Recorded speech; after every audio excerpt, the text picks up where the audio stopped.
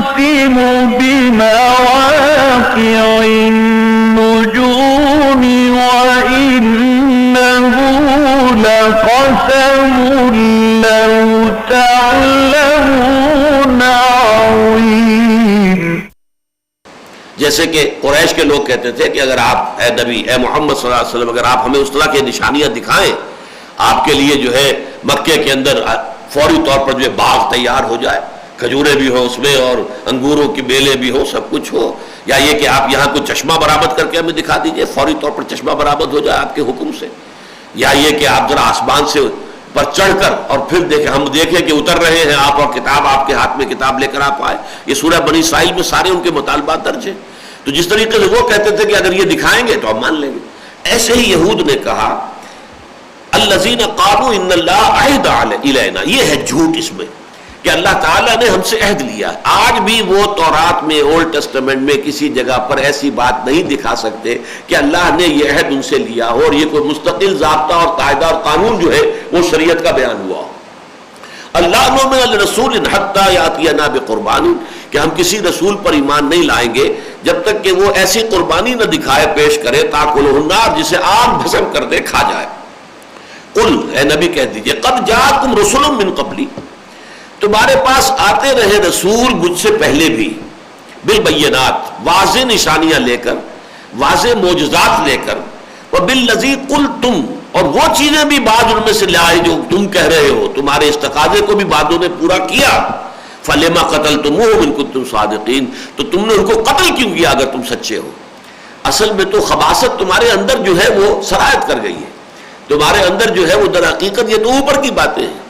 ذالک قولہم بافواہہم, یہ تو ان کے منہ کی باتیں ہیں, جو منہ کا جھاگ ہے پھاگ ہے جو کھیل رہے ہیں. دلوں کے اندر خبث ہے, دلوں کے اندر بے ایمانی ہے, دلوں کے اندر خباثت بھری ہوئی ہے. تو ان سب نے جبکہ انہوں نے اس قسم کے معجزے بھی دکھا دیے تھے پھر بھی تم نے انہیں قتل کیا. فَإِن كَذَّبُوكَ, اب دیکھیے رخ بدل گیا حضور کی طرف. تو اے نبی اگر یہ آپ کو جھٹلا رہے ہیں, فَقَدْ كُذِّبَ رُسُلٌ مِّن قَبْلِكَ, اب اس میں حضور کے لیے دلجوئی کا انداز ہے. تو آپ سے پہلے بہت سے رسولوں کی تکذیب کی گئی, یہ کوئی نئی بات نہیں ہو رہی ہے کہ آج آپ کو جھٹلایا جا رہا ہے. بہت سے رسول ہمارے انہیں جھٹلایا گیا. اب آپ اندازہ کریں, جیسا کہ سورہ عنکبوت کے اندر پھر واضح کیا گیا, کیونکہ وہ سن 6 نبوی میں نازل ہوئی سورت, جبکہ پرسیکیوشن جو ہے فزیکل پرسیکیوشن اور ٹارچر جو ہے اہل ایمان کا وہ اپنے عروج کو پہنچ چکا تھا, نقطہ عروج کو, کلائمیکس. اس وقت یہ کہا گیا کہ دیکھو تم سے پہلے حضرت نوح علیہ السلام 950 برس تک دعوت دیتے رہے اور محدود چند لوگوں کے علاوہ کوئی ایمان نہیں لایا. تو اس پہ گھبرانے کی بات نہیں ہے. ہمارے تو انبیاء کا معاملہ یہ رہا, انہوں نے صبر کیا, انہوں نے استقامت کا ثبوت دیا. فاصبر کما صبر اولو العزم من الرسل, تو اے نبی صبر کیجئے جیسے کہ ہمارے اولو العزم پیغمبر صبر کرتے رہے ہیں. یہاں تو ایک سے ایک نے بڑھ کر جو ہے صبر کی جو ہے داستان رقم کی ہے. تو فقط کذب رسل من قبلک, آپ سے پہلے بھی بہت سے رسولوں کی تکذیب کی گئی. جاؤ بالبینات والزبر والکتاب المنیر, وہ بھی لے کر آئے تھے. 3 الفاظ یہاں آئے ہیں, بالبینات واضح چیزیں. بین کہتے ہیں ایک ایسی شے کو جو از خود واضح ہو. ایک شے وہ ہے کہ جس کے ثبوت کے لیے دلیل کی ضرورت ہو, استشہاد کی ضرورت ہو. ایک وہ ہے جو از خود ظاہر ہو, تو یہ ہے بینات. لیکن قرآن مجید میں یہ لفظ واضح دلائل کے لیے بھی آیا ہے. ایسی توحید کے بارے میں باتیں, معاد کے بارے میں باتیں کہ جو بالکل از خود روشن ہو, واضح ہو, فطرت انسانی انہیں فوراً لپٹ کر تسلیم کر لے. اگر وہ فطرت سلامتی پر ہے, صحت پر ہے, برقرار ہے تو فوراً تسلیم کر لے, وہ بھی بینات ہے. تو وہ بینات بھی لے کر آئے. وہ زبر, زبر جو ہے یہ جمع ہے زبور کی.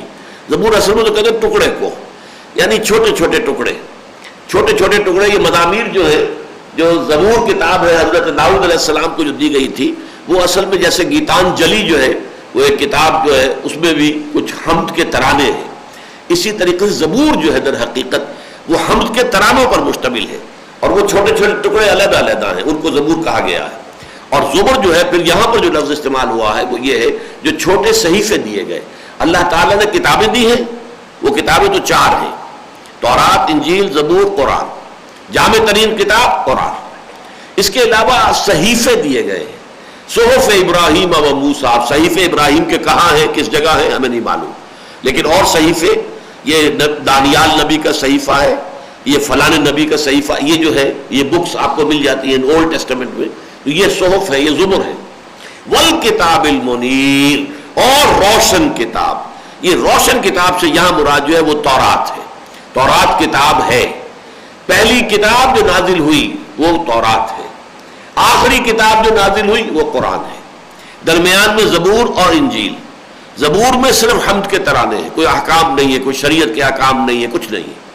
اسی طریقے سے انجیل میں حکمت ہے، اخلاق عالیہ کی تعلیم ہے، روحانیت کی تعلیم ہے، وہاں پر بھی کوئی قوانین شرعی جو ہے اور فقہی حلال و حرام کے بیان نہیں ہوئے۔ قرآن مجید یہ ہے جامع ترین کہ اس کے اندر آپ کو معلوم ہے کہ اللہ کے احکام شریعت بھی ہیں، اس میں حکمتیں بھی ہیں، اس میں حمد کے ترانے بھی ہیں۔ یہ گویا کہ جامع ترین اور مکمل ترین کتاب ہے۔ لیکن قرآن سے پہلے کتاب جو ہے جہاں ذکر ہو رہا ہے اہل کتاب کا، تو الکتاب المنیر سے یہاں پر مراد ہے روشن کتاب، اس لیے کہ سورہ مائدہ میں بھی فرمایا انا انزلنا التوراۃ فیہا ھدی و نور، ہم نے تورات نازل کی تھی جس میں ہدایت بھی تھی، نور بھی تھا۔ تو یہ جو کتاب منیر ہے، روشن کتاب، وہ تورات ہے۔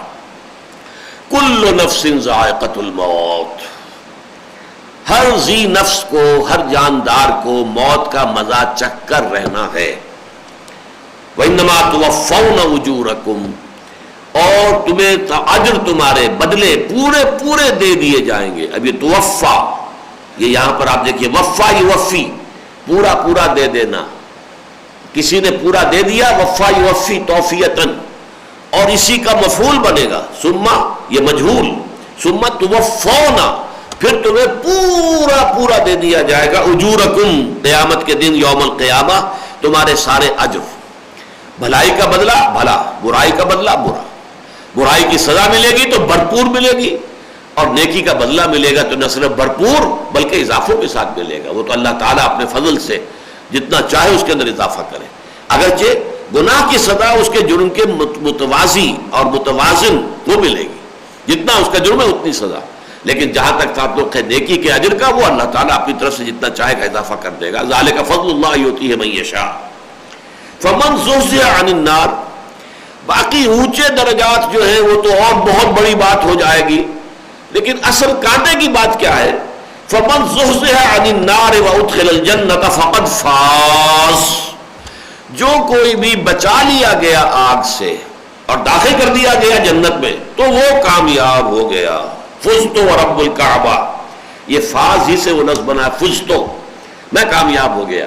جب ایک صحابی رضی اللہ تعالی عنہ غزوہ بدر کے بعد، یہ قریش کے قابو میں کوئی آگے، ایک صحابی، لمبا واقعہ ہے وہ، میں صرف بیان کر رہا ہوں ان کا معاملہ، تو اب وہ سب کے سب جو ہے ان کو قتل کر کے اپنے اپنے جو مقتولین تھے بدر کے، ان کا جو ہے وہ اپنے آتش انتقام جو ہے اسے بجھانا چاہتے تھے۔ اب کیا کیا، ان کو لے کر ایک درخت سے باندھ دیا، کوئی اپنا جو ہے نیزہ لے کر کھڑا ہے، تیار ہے کہ میں نیزہ گھونپوں گا ان کے اندر، کسی نے وہ اپنے دور سے وہ جو ہے اپنی کمان جو ہے کھینچی ہوئی ہے کہ یہ میں تیر ماروں گا اس کو، وہ سارے جو ہے کھڑے ہوئے، ہر ایک کا یہ ہے کہ میں ان کے اوپر سے اپنا غصہ اتاروں، ان کے اوپر اب کچھ وار کر کے۔ تو جب پہلا نیزہ ان کے جگر میں کسی نے چبھویا ہے تو انہوں نے کہا فزت ورب الکعبہ، رب کعبہ کی قسم میں کامیاب ہو گیا۔ یعنی یہ کہ میں، اگر اللہ نے مجھے ثابت قدمی عطا فرمائی، یہ بھی ہو سکتا تھا کہ معافیہ مانگتے، گڑ گڑاتے اور خوش آمدیں کرتے، خدا نہ خواستہ مرتد ہو جاتے کہ میں جان بچانے کے لیے جو ہے میں مرتد ہونے کو تیار ہوں۔ دین میں قانونی اعتبار سے اس کی بھی اجازت ہے، جان بچانے کے لیے عارضی طور پر کلمہ کفر کہہ دینا، اگر دل کے اندر اس کا کوئی اثر نہ پہنچے، صرف یہ کہ جان بچانے کی تو اس کی اجازت ہے، رعایت ہے، اللہ تعالیٰ نے کمزور لوگوں کی رعایت بھی رکھی ہے، لیکن نہیں، وہ صبر اور استقامت، اس کے اوپر جو انہوں نے اپنی کیفیت دیکھی کہ اب تو بس ٹھیک ہے میں کامیاب ہو گیا، فزت ورب الکعبہ۔ تو یہاں پر فرمایا فقط فاز فوزا عظیما، وہ کامیاب ہو گیا بہت بڑی کامیابی کے ساتھ۔ وما الحیات الدنیا الا متاع الغرور، اور نہیں ہے دنیا کی زندگی مگر دھوکے کا سامان۔ اس آیت پر ذرا توجہ کرنے کی ضرورت ہے، اس کا ظاہری سا جو ایک مقصد نکلتا ہے وہ تو پھر رہبانیت کی طرف لے جاتا ہے۔ الدنیا مزرعۃ الآخرہ، یہ حدیث ہے بہت ہی جامع، بہت عمدہ۔ دنیا کھیتی ہے آخرت کی، یہاں بو گے تو وہاں کاٹو گے۔ اگر یہاں بو گے نہیں تو کاٹو گے کہاں؟ بونا یہاں ہے، کاٹنا وہاں ہے۔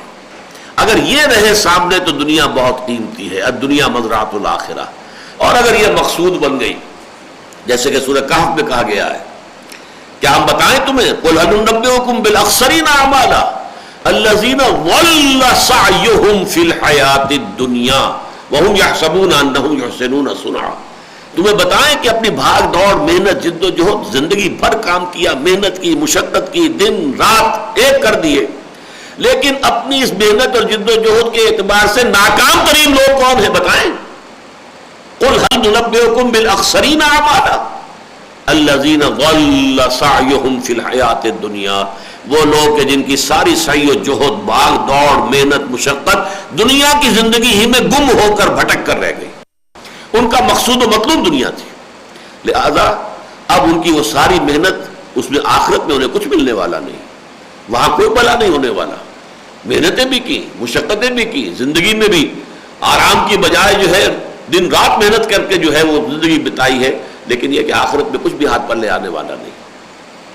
قل هل ننبئکم بالاخسرین اعمالا الذین ضل سعیہم فی الحیاۃ الدنیا وہم یحسبون انہم یحسنون صنعا، وہ لوگ کہ جن کی پوری سعی و جہد دنیا کی زندگی میں بھٹک کر رہ گئی اور وہ یہی سمجھتے رہے کہ ہم بہت کامیاب ہو رہے ہیں، بہت اچھا کام کر رہے ہیں، میرا کاروبار بہت وسیع ہو گیا ہے، میں پروفیشن میں بہت شائن کر رہا ہوں، میری حیثیت کوئی ڈاکٹر ہے کہتا میں تو بہت ہی مشہور ڈاکٹر ہوں، میرے تو کلینک کے اندر لوگوں کی قطاریں لگی رہتی ہیں، وہ سمجھنا میں بہت کامیاب ہوں، لیکن حقیقت کے اعتبار سے جب آنکھ کھلے گی، جو کہتے ہیں آج جب آنکھ کھلی گل کی تو موسم تھا خزاں کا، جب اس آخرت میں، اس دنیا میں آنکھ کھلے گی تو معلوم ہوگا کہ ہاتھ پلے کچھ بھی نہیں۔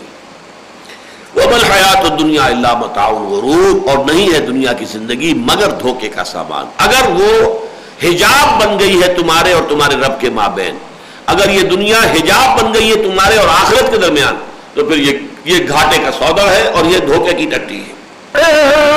تنزیل من رب العالمین لَتُبْلَوُنَّ فِي أَمْوَالِكُمْ وَأَنفُسِكُمْ، اب یہاں خطاب مسلمانوں سے ہو رہا ہے بحیثیت جماعت۔ اے مسلمانوں، تمہیں لازماً آزمایا جائے گا، تمہارے مالوں میں بھی اور جانوں میں بھی، یعنی مالی اور جانی نقصانات ہر طرح کے آئیں گے، تمہیں جھیلنے ہوں گے، برداشت کرنے ہوں گے، اور اس راستے کے اندر کڑی سے کڑی اور بڑی سے بڑی آزمائشیں آ کر رہیں گی۔ یہ یوں سمجھیے کہ سورہ بقرہ کے ساتھ اس کا تقابل کریں گے تو یہ وہی مضمون ہے، وَلَنَبْلُوَنَّكُمْ بِشَيْءٍ مِّنَ الْخَوْفِ وَالْجُوعِ وَنَقْصٍ مِّنَ الْأَمْوَالِ وَالْأَنفُسِ وَالثَّمَرَاتِ وَبَشِّرِ الصَّابِرِينَ الَّذِينَ إِذَا أَصَابَتْهُمْ مُصِيبَةٌ قَالُوا إِنَّا لِلَّهِ وَإِنَّا إِلَيْهِ راجعون۔ تمہیں لازماً آزمایا جائے گا، ہم تمہیں ٹھوک بجا کر دیکھیں گے، کتنے پانی میں ہو، واقعتاً ایمان لائے ہو تو یقیناً دل سے، دل کی گہرائیوں سے ایمان لائے ہو، یا صرف لپ سروس ہے، یہ بس اقرار باللسان ہے، یہ صرف زبانی پھاگ ہے جو کھیل رہے ہو اور کچھ بھی نہیں۔ اس کا تو ظاہر بات ہے کہ فیصلہ ہوگا تو آزمائشوں سے ہوگا۔ لَتُبْلَوُنَّ، تم لازماً، یہ بارہا میں نے آپ کو بتایا، عربی میں اس سے زیادہ تاکید کا اسلوب نہیں ہے، فعل مضارع کے آخر میں نون تشدید کے ساتھ، شروع میں لام زبر کے ساتھ، لَتُبْلَوُنَّ، تم لازماً آزمائے جاؤ گے، بلا یبلو آزمانا، فی اموالکم، مالی نقصانات کے ذریعے بھی، وانفسکم، جانی نقصانات کے ذریعے بھی۔ تو جانی نقصانات میں یہ بھی ہو سکتا ہے زخمی ہو گئے، ایک ہاتھ کٹ گیا، ایک ٹانگ کٹ گئی، کچھ اور ہو گیا، اور یہ بھی ہو سکتا ہے پوری جان دینی پڑے۔ وَلَا تَسْمَعُنَّ مِنَ الَّذِينَ أُوتُوا الْكِتَابَ مِنْ قَبْلِكُمْ وَمِنَ الَّذِينَ أَشْرَكُوا أَذًى كَثِيرًا، اور تمہیں لازماً سننی ہوگی ان لوگوں کی طرف سے بھی کہ جنہیں تم سے پہلے کتاب دی گئی تھی، اور ان لوگوں کی طرف سے بھی کہ جنہوں نے شرک کیا تھا، اذًا کثیرا، بہت ہی تکلیف دہ باتیں سننی پڑیں گی۔ واقعہ یہ ہے کہ پرسیکیوشن جو ہے، میں نے کئی مرتبہ عرض کیا ہے، خاص طور پر منہج انقلاب نبوی کے ذکر میں، کہ پرسیکیوشن دو طرح کی ہوتی ہے۔ ایک پرسیکیوشن ہے وربل، کسی کو کچوکا لگانا زبان کے ذریعے سے، تانا دینا، استہزاء کرنا، تمسخر کرنا، مذاق اڑانا، یہ بھی پرسیکیوشن ہے۔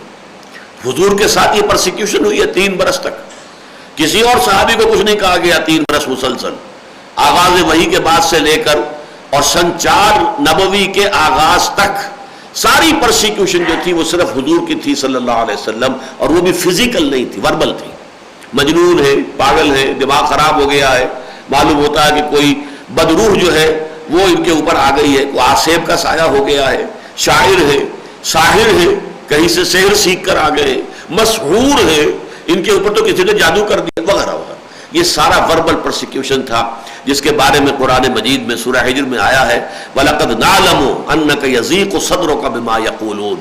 اے نبی ہمیں خوب معلوم ہے کہ جو کچھ یہ لوگ کہتے ہیں اس سے آپ کا سینہ بھنجتا ہے، تکلیف ہوتی ہے آپ کو، کوفت ہوتی ہے آپ کو۔ یہی لوگ ہیں جو مجھے الصادق الامین، میں ان کی آنکھوں کا تارا تھا، جدھر میں جاتا تھا یہ اپنے نگاہیں میرے قدموں میں بچھاتے تھے۔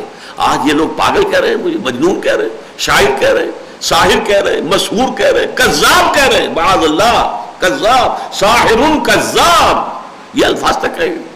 تو یہ ہے فزیکل، یہ جو ہے وربل پرسیکیوشن۔ تو یہ پرسیکیوشن جو مسلمانوں کو کی گئی، مذاق ان کے اڑائے گئے، اور وہ جو بیچارے ذرا کمزور مسلمان ہوتے تھے وہ پھر متاثر بھی ہو جاتے تھے۔ اذان ہو رہی ہے، اس کی نقلیں اتارنی شروع کر دی، اس پر استہزاء جو ہے کہنا شروع کر دیا۔ اب وہ لوگ جو ان کی محفل میں بیٹھے ہوئے کچے پکے یا منافق قسم کے مومن، وہ بھی اس کے اندر شریک ہو گئے۔ محفل کا اثر ہوتا ہے، خربوزے کو دیکھ کر خربوزہ رنگ پکڑتا ہے۔ تو یہ سارے جو حالات دنیا میں جیسے کہ فی الواقع ہوتے ہیں، ان کو اس طور سے سمجھیے کہ یہ ہر طرح کے لوگ معاشرے میں ہر وقت موجود ہوتے ہیں۔ بہت صادق الایمان، راسخ العقیدہ لوگ بھی ہوتے ہیں، پھر کچے پکے بھی لوگ ہوتے ہیں جو ویسے جھوٹے نہیں ہوتے، دھوکے باز نہیں ہوتے، لیکن ابھی وہ رسوخ حاصل نہیں ہے، ابھی وہ جو ہے گہرائی ایمان کی جو ہے وہ نصیب نہیں ہے۔ اسی طریقے سے وہ بھی ہوتے ہیں کہ جن کے ایمان سے کی جڑیں اکھڑ گئی ہیں، اگرچہ پوری طور پہ نہ اکھڑی ہو لیکن اکھڑ چکی ہے، جڑ جو ہے جگہ چھوڑ چکی ہے۔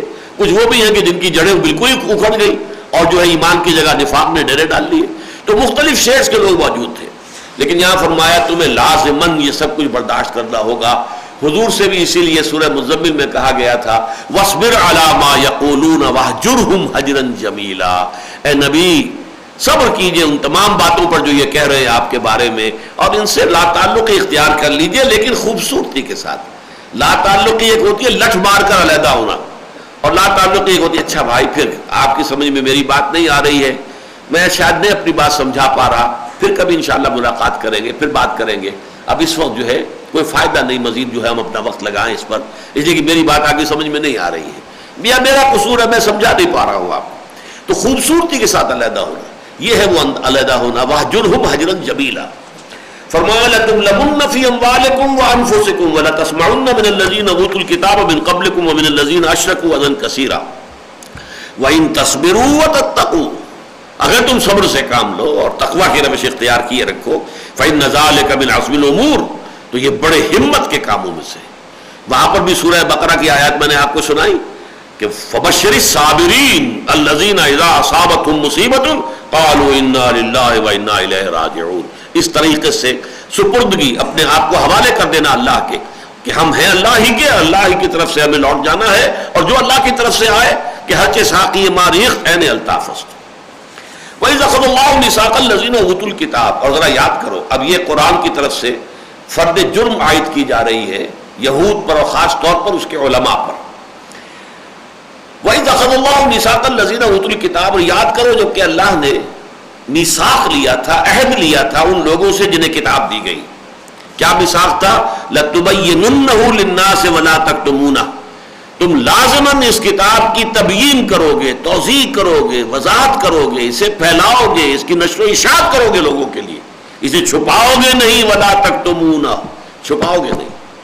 یہ چھپانا کس لیے ہوتا ہے؟ ظاہر بات ہے علم عام ہو جائے گا تو عالم کی قدر کم ہو جائے گی، علم اپنے پاس ہی رکھو تاکہ لوگ تم سے آگے فتویٰ پوچھیں، فتویٰ ہم سے پوچھو بھائی۔ اس طرح کا معاملہ ہوتا ہے کہ جب کسی قوم کے اندر ایک مذہبی طبقہ وجود میں آ جاتا ہے، وہ طبقہ جو ہے پھر وہ اپنی طبقاتی جو ہے جو مفادات، ان کی وجہ سے وہ سمجھتا ہے کہ علم کا زیادہ عام ہو جانا ان کی قدر و منزلت کو کم کر دے گا، اور یہ بات منطقی طور پر درست ہے۔ تو عہد ان سے لیا گیا تھا لَتُبَيِّنُنَّهُ لِلنَّاسِ وَلَا تَكْتُمُونَهُ، کہ تم اسے عام کرو گے، پھیلاؤ گے، اس کی وضاحت کرو گے، تبیین کرو گے، اسے روشن کرو گے لوگوں کے لیے، اور اسے چھپاؤ گے نہیں۔ فَنَبَذُوهُ وَرَاءَ ظُهُورِهِمْ، انہوں نے اس عہد کو اپنی پیٹھوں کے پیچھے پھینک دیا، وَاشْتَرَوْا بِهِ ثَمَنًا قَلِيلًا، اور اس کے عوض حقیر سی قیمت جو ہے وہ حاصل کر لی۔ مفادات، لوگ آئیں ہمارے ہاتھ چومیں، دستبوسی کریں، نذرانے پیش کریں، تب ہم فتویٰ بتائیں گے۔ تب ہم انہیں ان کے جو علم کا جو پوچھیں گے ہم ان کو جواب دیں گے. فَبِئْسَ مَا يَشْتَرُونَ، تو بہت ہی بری ہے وہ شے جو وہ لے رہے ہیں، جو قیمت وہ وصول کر رہے ہیں اس کتمان علم کی، کتمان حق کی. یہ بہت ہی بری قیمت ہے. لا تحسبن الذين يفرحون بما عطوا ويحبون ان يحمدوا بما لم يفعلوا. اب یہاں ایک کردار آ رہا ہے سامنے، یہ ہے در حقیقت منافقین کا کردار. منافقین کا ظاہر بات ہے کہ معاملہ ایسا تھا کہ وہ بالکل کفر میں تو نہیں گئے تھے ابھی، جیسے کہ ہم دیکھتے ہیں سورہ نساء کے اندر ہے ان الذين كفروا ان الذين امنوا ثم كفروا ثم امنوا ثم كفروا ثم ازدادوا كفرا. وہ لوگ جو ایمان لائے پھر کفر کیا، پھر ایمان لائے پھر کفر کیا. وہ مذبذبین بین ذالک تھے، جیسے پینڈولم ہوتا ہے ادھر سے ادھر جا رہا ہے، کبھی ادھر کبھی ادھر، کبھی کچھ ایمان کی طرف آ گئے، کبھی پھر جو ہے کفر کے قریب ہو گئے، کبھی پھر کہیں ذرا طبیعت کے اندر ضمیر کے اندر ایک خلش پیدا ہوئی، کوئی ذرا کوئی نیکی کا کام کیا ایمان کے قریب آ گئے. پھر یہ ہے کہ وہ نفس غالب آ گیا، مفادات غالب آ گئے، ماحول کے اثرات غالب ہو گئے، پھر ادھر چلے گئے. یہ جو کیفیت رہتی تھی، تو اگر کسی وقت انہیں کوئی خیر کی توفیق ہو جاتی تھی تو اس پر خوب شادیانے بجاتے تھے، اس کا چرچا کرتے تھے. یفرحون بما عطوا، اتنا بڑا کام ہم نے کر لیا، اتنی بڑی نیکی جو ہے اس کا ہم سے صدور ہو گیا، ہم نے اتنا چندہ دے دیا، ہم نے اتنا انفاق کر دیا. یہ ہے الذین یفرحون. لا تحسبن الذین یفرحون بما عطوا، نہ سمجھیں وہ لوگ کہ جو بڑے اتراتے ہیں ان چیزوں پر جو انہوں نے کر لیے، کوئی نیکی کا کام، کوئی خیر، کوئی بھلائی، کوئی خیرات، کوئی صدقات اگر کر لیے تو اب اتراتے ہیں، پھولے سماتے نہیں اپنے لباس میں. وَيُحِبُّونَ أَن يُحْمَدُوا بِمَا لَمْ يَفْعَلُوا. اور انہی کا ایک اور نفسیاتی مرض یہ بھی ہوتا ہے، خاص طور پہ ان کے سرداروں کا، کہ ان کی مدح کی جائے ان چیزوں پر بھی جو انہوں نے کیا ہی نہیں ہے. یعنی کوئی خیر تھوڑا سا کرنا اگر نصیب ہو گیا، اس کی توفیق مل گئی تو اس پر تو اترا رہے ہیں، اس کے ڈنکے بجا رہے ہیں. باقی چاہتے یہ کہ لوگ زیادہ خوشامد میں آ کر، اور جیسا کہ میں نے آج عرض کیا تھا کہ اوتاق اور یہ جو حجرے ہوتے ہیں اب وہ بڑے بڑے لوگوں کے سرداروں کے ہوتے ہیں. جیسے کہ ابو جہل نے حضور کو ایک دفعہ چیلنج کیا تھا، محمد تم نے دیکھی میری بیٹھک ہر وقت آباد ہوتی ہے، لوگ وہاں پہ بیٹھے ہوتے ہیں، تمہیں کوئی پوچھنے والا ہی نہیں ہے. تو یہ گویا کہ ایک معیار، ایک پیمانہ ہوتا تھا کہ کون شخص کتنا بڑا ہے، کہ اس کی جو بیٹھک ہے اور اس کی جو مجلس ہے کتنی آباد رہتی ہے، لوگ بیٹھے رہتے ہیں وہاں پہ، چائے کا دور چلتا رہتا ہے یا کچھ اور جو ہے ان کی خاطر تواضع ہوتی رہتی ہے. اس حوالے سے اب وہ ظاہر بات ہے وہاں جو لوگ بیٹھے ہیں پھر خوش آمدی بھی ہوتے ہیں، وہ ان کی جو ہے زمین و آسمان کے قرابے بھی لائیں گے. جیسے آج کل ہمارے ہاں جو ہے پاس نامے پیش کیے جاتے ہیں، وَيُحِبُّونَ أَن يُعْبَدُوا بِمَا لَمْ يَفْعَلُوا. جو کام کیے ہی نہیں ہیں ان پر بھی حمد، ان کی خواہش یہ ہے کہ ان کی تعریف میں زمین و آسمان کے قلابے ملا دیے جائیں، ان کی مدح کی جائے، ان کی ستائش کی جائے، چاہے وہ کام انہوں نے کیے ہی نہیں. فلا تحسبن بمفازۃ من العذاب، تو ہرگز فلا تحسبنہم، تو ہرگز مت سمجھنا تم کہ وہ عذاب سے بچ نکلیں گے. ولہم عذاب علیم، اور ان کے لیے دردناک عذاب ہے. وللہ ملک السماوات والارض. یہ آیت یہ بتا رہی ہے کہ ایک اعتبار سے یہاں اس صورت کے مضامین ختم ہو گئے. واقعہ یہ ہے کہ اگلا رکوع جو ہے وہ اپنی جگہ پر ایک مستقل حیثیت کا رکوع ہے، نہایت اہم، اور ایمانیات کے ضمن میں انتہائی اہم بحث ہے جو اگلے رکوع میں آ رہی ہے. اگلے رکوع کے بارے میں یہ روایت حضرت ام المومنین حضرت عائشہ رضی اللہ تعالی عنہا کی موجود ہے، ہمیں ملتی ہے. جس رات یہ آیات نازل ہوئی ہیں ساری رات حضور پر گریہ طاری رہا. آپ کھڑے ہو کر روتے رہے، سجدے میں روتے رہے، بیٹھ کر روتے رہے، ساری رات تقریباً گریہ کی کیفیت طاری رہی. اور پھر جب حضرت بلال نے آپ کو پھر جو ہے نماز کی اطلاع دی، اس وقت بھی آپ پر جو ہے وہ رقت اور گریہ طاری تھا. تو انہوں نے کہا بھی کہ حضور آپ کیوں، آپ کے تو اگلے پچھلے گناہ اللہ معاف کر چکا ہے. حضور نے فرمایا تو کیا میں عبداً شکورا نہ بنوں؟ اور فرمایا میں نہ ہوں، آج مجھ پر یہ آیات نازل ہوئی اللہ کی، ان فی خلق السماوات والارض واختلاف اللیل والنہار لآیات لأولی الالباب وللہ ملک السماوات والارض. اللہ ہی کے لیے ہے ملکیت اور بادشاہی ہر اس چیز کی جو آسمان میں ہے اور زمین میں ہے. واللہ علی کل شیء قدیر، اور یقیناً اللہ ہر چیز پر قادر ہے. بارک اللہ لی ولکم فی القرآن العظیم ونفعنی وإیاکم بالآیات والذکر الحکیم.